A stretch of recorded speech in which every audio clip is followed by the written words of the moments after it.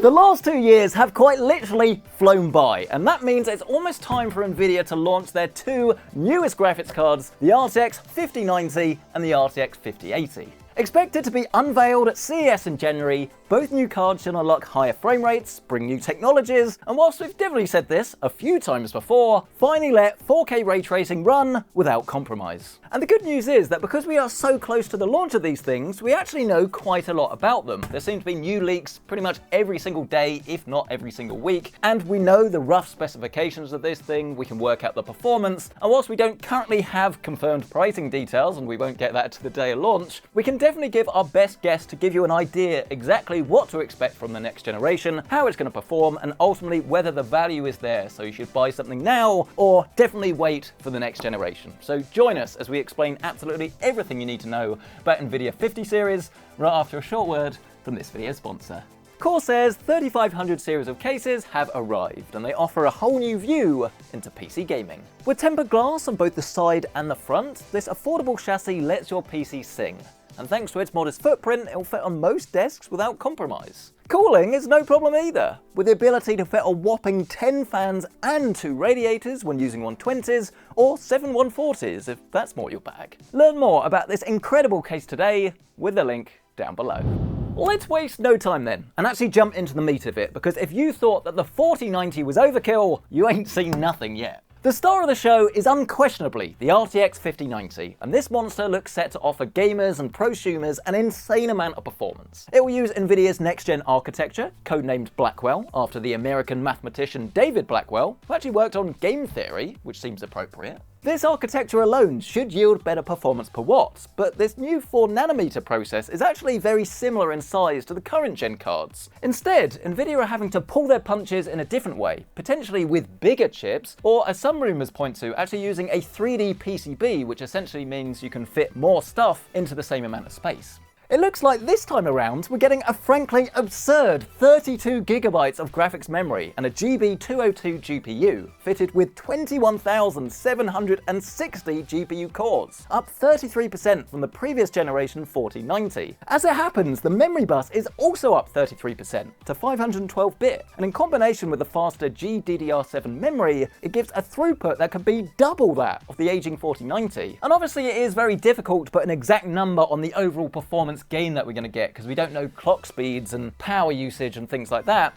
But I would actually say that we're probably looking between 30 and 45% more performance versus the 4090. And bearing in mind that card was already like so much better than everything else, it's very clear that if you want the best of the best, that is going to be the way to go. But let's double down on power for a second, because this is definitely a pretty interesting one, as I've seen loads of frankly absurd rumours about the cards needing 2 600-watt power cables, which is just so ridiculous that maybe there's like an extreme overclocking liquid nitrogen card or something like that that's feeding these rumours. I just don't really know. But instead, what we are almost certainly going to see is a revision to this. Now, you remember you got these adapters in the box before, right? Because the 40 series has this 16-pin, the 12-volt high power connection, and obviously at launch there were some issues where Nvidia will say people weren't plugging them in properly and they were causing potentially like your card to melt. It was bad. But essentially this connection has now been revised, so what they're just dubbing something that's called 12 volt 2 essentially, like actually quite an easy name. So you'll get adapters and things inside the box as you did before, but it's going to be a little bit safer now because they've changed the inside of the connection, which essentially means if it's not plugged in properly, then in theory the card won't work, rather than be functional with a connection that's kind of almost in, and then that's when you could run into those issues. So that's good, but it is also backwards compatible. So if you've already upgraded to like a ATX3 power supply or something like that,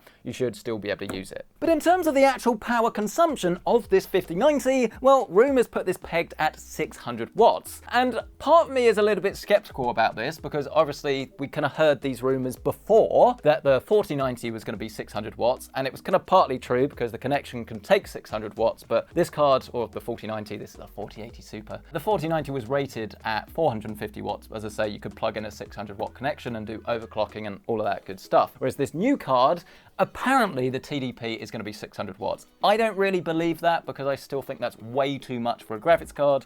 Maybe again you'll be able to get there with some overclocking, but I think a real world TDP of maybe about 525 watts or something like that is probably a bit more realistic. Remember, because the architecture is better but not like a complete game changer, you are going to have to put more power into these cards to get better results. There are almost certainly two other new features that are going to be hitting these cards. The first being DisplayPort 2.1. Finally, so 16K is possible, or more likely a higher refresh rate 4K and 8K panels in like some of the latest monitors. But then also, and probably more importantly, we are going to see a shift from this PCIe connection from Gen 4 to Gen 5. And I want to start by saying, don't worry about this too much, because even if you're running a Gen 4 motherboard, I'm not entirely convinced that we're really going to see much difference between Gen 5 and Gen 4. This new 5090 would have to be so much more powerful in order to take full use of it, especially for gaming where it matters, but if you look at the 4090, that didn't fully saturate Gen 4 anyway, so there wasn't like a huge amount of difference between Gen 3 and Gen 4.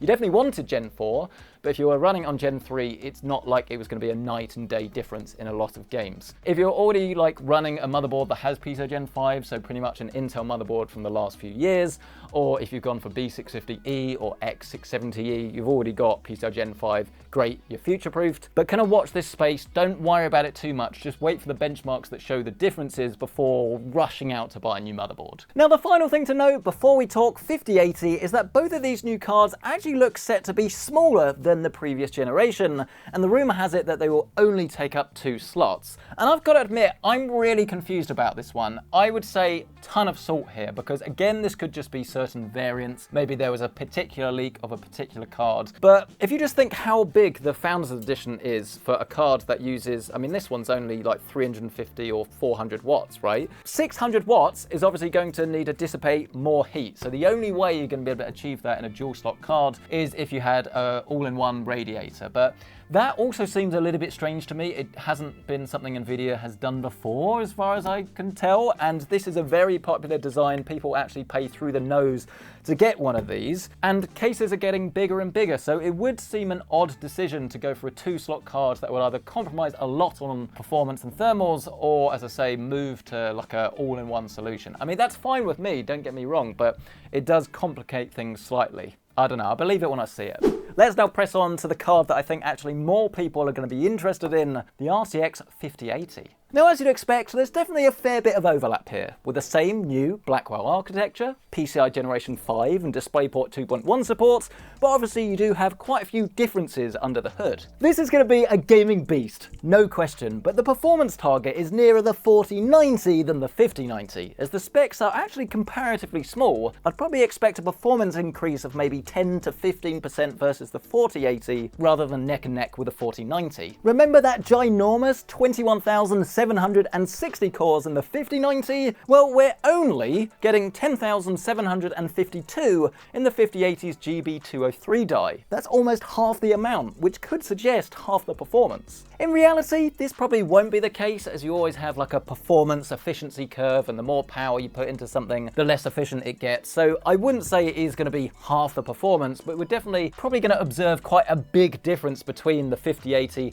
and the 5090. And that's before we even factor in price, because with AMD look to actually exit this high performance space, it's kind of giving Nvidia free rein to almost do what they want. So in theory, if the same prices are kept now and you are getting double the performance for double the money, then I guess you could say the value there is fine. But if we start to see the price of the 5080 go up, and then the 5090 goes up to, I don't know, like $2,500 or something like that, well, Nvidia can do it because no one's going to challenge it. But are people really going to buy it? Yes. You'll complain about it, but I promise you they will. Ranting aside for a second though, and back to those all-important specifications, well, the memory speed has actually also increased versus the 4080, and it's been bumped to GDDR7, though the 16 gig quantity and 256 bus actually remains. Now, it's not problematic, certainly not today, but it is lower than perhaps it should be. Classic Nvidia. Power usage is also up. 400 watts versus 320 on the 4080, whilst both cards have more streaming multiprocessors, or SMs for short, that should aid performance. We can also expect there to be better tensor cores, better RT cores, and I think AI is going to be like a main feature of these cards, but pricing and availability is probably what you want to know, right? So availability, they almost certainly announced them at CES in January, and then I imagine the release window will be pretty quick, probably 2 weeks later. So maybe around about the 20th of January, and then maybe like a couple of weeks later for the 5080. The 5090 will almost certainly launch first, because if you're going to buy one of them, they'd rather you bought a 5090 because it's more expensive. But then in terms of pricing, I'm not 100% sure, but we can essentially work out that Nvidia isn't going to drop the price unless they're not selling enough of the cards, but both the 4080 Super and the 4090 always seem to be at an inflated price point in the US, so clearly they're not really struggling to sell those. If they wanted to sell more volumes and really get market share, they'd drop down the price, but they've already got like a crazy market share, so they don't need to do that. And maybe if like the yields of these things were dramatically better, or it was so easy for them to get extra performance that they could kind of give it out to everyone, they might lower down the price. But again, like the process is very similar, so I don't see a reason for them to do that. So unfortunately, it doesn't look like the pricing is really going to change too much for the 5080. I would say that's probably going to be about the same price. If we're lucky, $999. The performance increase, if it's not going to be massive versus the 4080 Super, that's probably quite likely, whereas if it's actually a bigger jump than we think, and maybe it's like 20-25% faster than a 4080, then they're probably going to adopt that $1,200 price point that we saw on the previous generation at launch. Now, when it comes to the 5090, well, unfortunately, this is a little bit more up in the air and is probably quite likely going to increase. And the reason for this is because we're going to see such a huge performance difference between the 5080 and the 5090. Again, if we're lucky, it will launch at the same price as the 4090, but I think it's probably more likely that it's going to be around about $2,000. If we're really unlucky, you could be getting on for $2,500. Crazy amount of money, but again, if people are willing to pay it, Nvidia are going to take your money. It's as simple as that. If you don't like it, don't buy it. 4090 for me, for work, is amazing, right? I would buy one for this channel because it's actually nuts how efficient and how good it is for video editing. But I would not buy one of these for gaming. Even the 4080 Super, we've spoken about this before, the most I would be willing to spend on a graphics card would probably be around about £750, £800 or so. So the idea of me spending $2,500 or pounds on a graphics card for gaming is quite literally nuts. But if people buy them, they will sell them.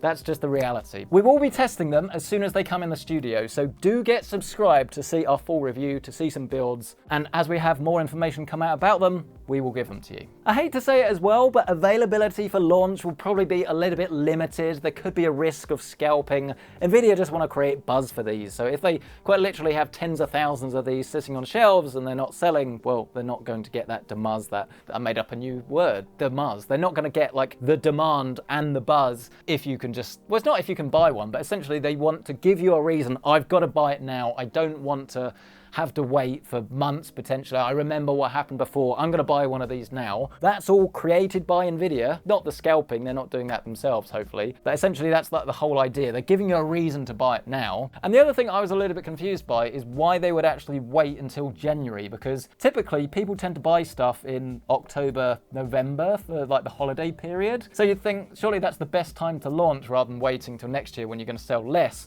But my theory on this is actually all around the games that people are playing now. Because I would say that you don't actually need to buy a new graphics card. I mean, you don't need to buy a new graphics card probably, because what we have now is already very powerful. But don't forget that all of the Unreal Engine 5 games are actually launching either now or have just launched. So I think what they're relying on is that people are buying these games, realizing they're really demanding, and they're kind of creating that hunger for people to actually want to upgrade their PC, and then they'll be anticipating January, they'll be waiting for them to launch, and then they'll want to pre-order one and get one when they come in because their favorite title essentially is going to play better with a new graphics card. Multiplayer games, not so much, but definitely in terms of single player, I think people are going to want to spend the money to unlock all of these new features. At least that's the theory. It could backfire. It could be that no one buys these and they reduce in price, but has that ever really happened with an NVIDIA graphics card before? I mean, 4060 Ti's are still selling, so. But yes, that is pretty much everything I think you need to know about the 5080 and the 5090. I'm pretty excited to see what they do with the 5090. Certainly from a reviewer's point of view, it's always very interesting to see what the latest cutting edge tech can do. But again, I've said this last year or 2 years ago, and I've probably said that 4 years ago. Please don't feel like you need to buy one of these. I know it's exciting when we get new launches and new technologies, and I would love to see what they can do. I'd really love to see them improve the frame gen to reduce the latency down and some other cool features that, you know, only exist on Nvidia. It's annoying, but it's still nice to have someone pushing the industry forward. But please don't feel like you need to buy one of these, because even if you buy like a 4060, which is still more expensive really than it should be, and you're playing at 1080p or 1440, at the end of the day, the experience you get with that card is already so good that you just don't necessarily need to upgrade for some features that make the game look like slightly prettier. Like, it's cool, but you don't necessarily need that. I hope that helps. But anyway, let me know your thoughts down in the comment section below. Which one are you anticipating the most? The 5080, 5090, or some of the others? How much do you think the price is going to be, and do you think the performance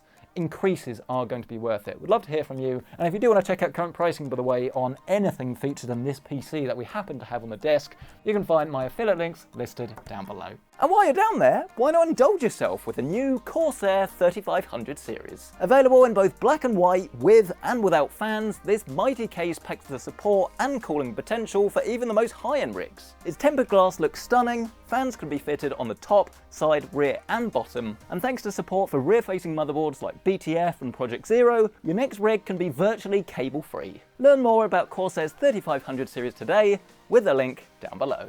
But smash the like button if you've enjoyed this, get yourself subscribed, and we'll catch you in the next one.